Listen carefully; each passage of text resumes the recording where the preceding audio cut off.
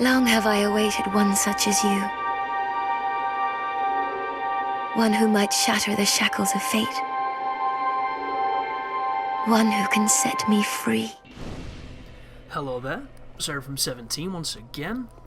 This is my Dark Souls 2 walkthrough, and that angelic voice in the background is the signs that we are now entering the Shrine of Amana, which, if you've never played this game before and you've done just a little bit of internet searching, you've probably come across the term Shrine of Amana and badly designed, broken bullshit, silly nonsense, too hard, too this, too that. And it's interesting. It's one of those places where the game designers seem to have done everything they can to make your life miserable. And I don't know, it's kind of strange. So the first thing you might notice that's not the most fair part of the shrine is that dude that just beat me up then, who looks like the character from the beta. I think they're called Archmages, or Archdrakes, something, I don't really know. They're the dudes from the beta. They can move at 100%, I can't even speak, 100% character movement while in water. You cannot do that. You do not get a ring that helps you do that. You physically are unable to match their dexterity in water. It doesn't work. It's very dangerous fighting them in anything that reduces your movement. Luckily enough, if you have a bow or you have the range capacity, the shrine is much more manageable. And you can pull these guys. Interestingly, a word of warning, there are moments when you come through this area where you'll pull every single one of them, because some of the tripwires and the aggro range of some of the enemies, it's strange. It's very, very strange. And just be careful near the water. Wherever you see the gold floating swarms of flies, it generally signifies there's one of these dirty, long-tongued bastards there. Oh, there you go. They are called Archdrakes. I was confusing them with Drake Keepers, and my brain was telling me I was making a mistake. So they are called Archdrakes, my bad. But that isn't even the worst part of this area, the Archdrake guys, or the little lizard things. There are mages, and the mages have a spell that they spam. From a long distance, they can actually fire the spell at you at a distance where the draw distance on the game is not good enough to show you the enemy. So you can literally have an invisible enemy firing a projectile at you, which will cover the full length of the arena and will hit you for very big damage if you're not magic protected. And if you know where they are, and you have a bow, this area is very simple. There's one or two tricky moments, but for the most, it is incredibly simple to get a good path through it. If you don't have a bow, it gets a lot harder, and if you don't have any range, it doubles in difficulty. But the redeeming factor here is it's been patched, and the footage that you're about to watch is the game before it was patched. So the spells that they're going to fire, the homing capacity on them is ridiculous, and I think they could have just kept the same damage and reduced the homing nature of the projectile, but instead what they've done is they've made the homing completely useless and they've made the damage significantly less. So it's essentially trivialized this area to a large extent. I can't even begin to say how much I already knew this area was going to get hit by a patch, because it just didn't feel fair. And Dark Souls and Demon Souls lesser, are generally fair. They can feel unfair at times, but for the most, they're not very... They're usually fair. This particular area is not fair. Because if you do not know you're coming here, which you won't on your first playthrough, and you do not have a good bow, this is going to be living hell for a lot of players, and it's kind of strange now knowing that experience is not going to be the same because of the way that they've affected it through tweaking. And I don't miss the way it was, but at the same time, it would have been nice for the players that are playing now to get the struggle that we all did on that first week of release, because these spells just, wow. We're talking some serious oomph and some serious tracking. And, well, there you just saw. It went... I was clipping through the rock, she was clipping through the rock, she took half my life.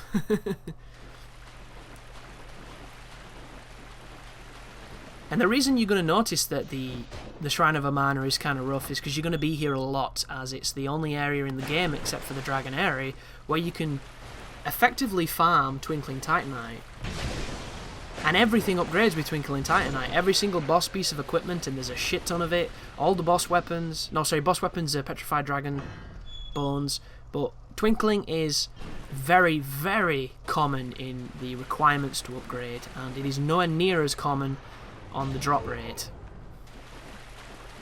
But the hexes in this place are very powerful. And it's a good job because the Archdrakes, they stun lock, they swing very fast, they have a lot of attacks, and they're very difficult to parry. Anybody who's up to date on my channel, who's been watching the most recent videos, I'm using the Monastery Scimitar and I'm doing the Dark Souls parries, and look at this shit, man, look at it, this is how it used to be. And there's none of this now. You can literally walk one step and dodge the tracking. Like, I think they've even slowed down the speed of the projectile. But suffice to say, it is nowhere near as rough as it once was. So, you either like that, you either hate that. It's all down to the type of player that you are.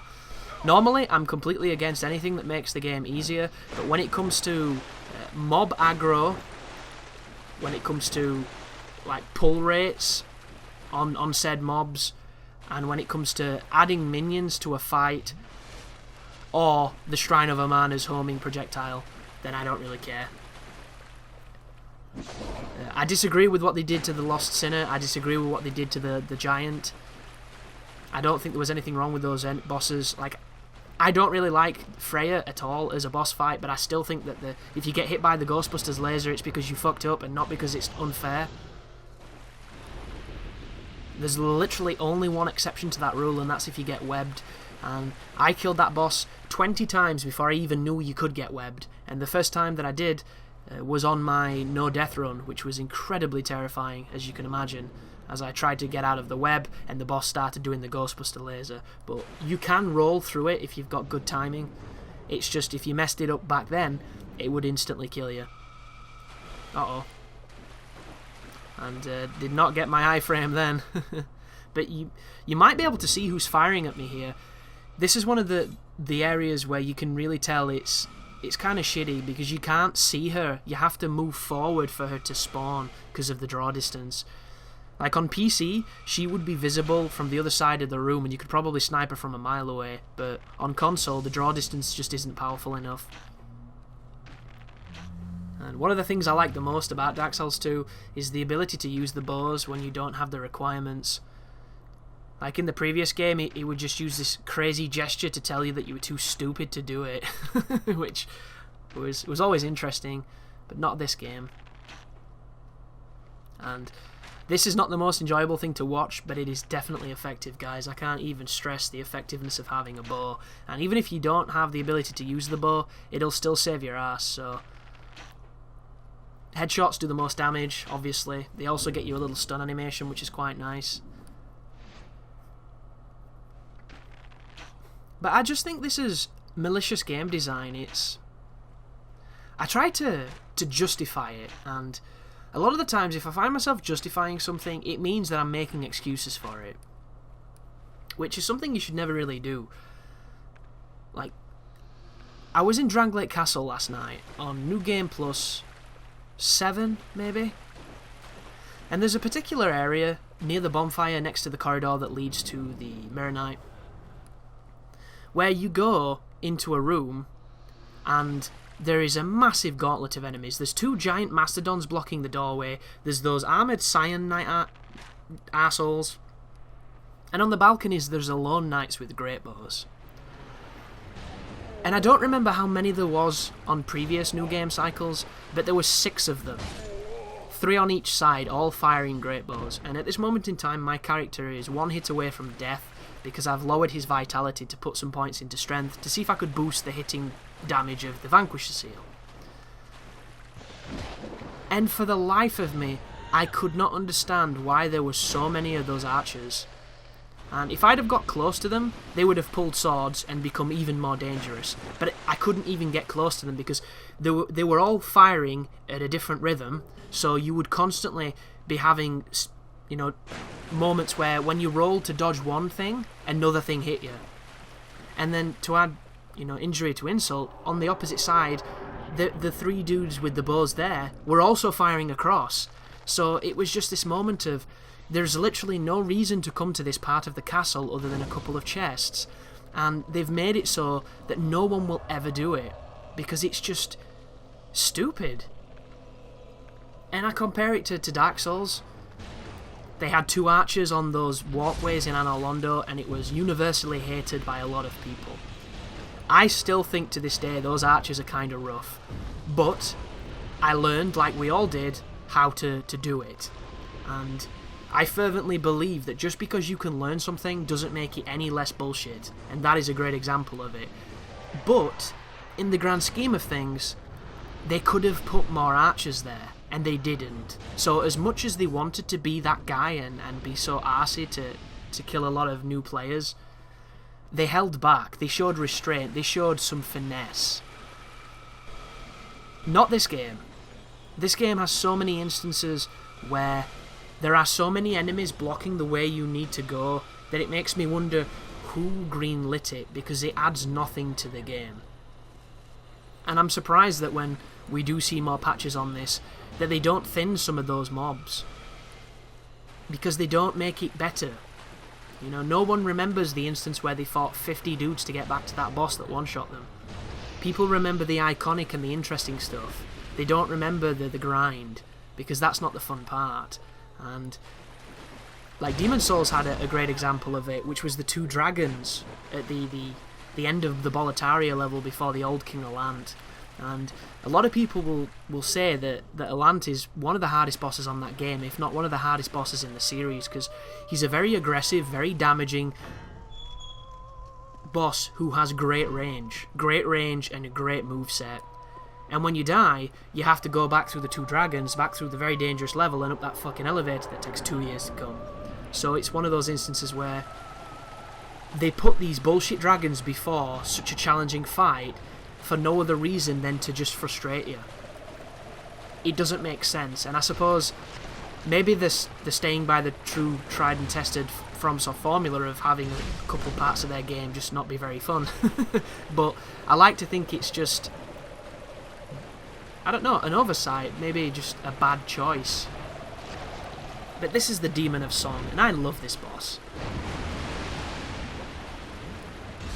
This is a boss who uses his face as a hoodie, and you can only hurt him when you're attacking the exposed face. Unfortunately, he doesn't have that many attacks that you're going to get hit by all that often. Like, this is probably his most dangerous moment. If his legs move here, he does a charge move, which is massively damaging, and if you're anywhere in line with it, it will hit you. But he didn't do it, and thus he died. Which is a shame, because as awesome as he is, it is very, very easy.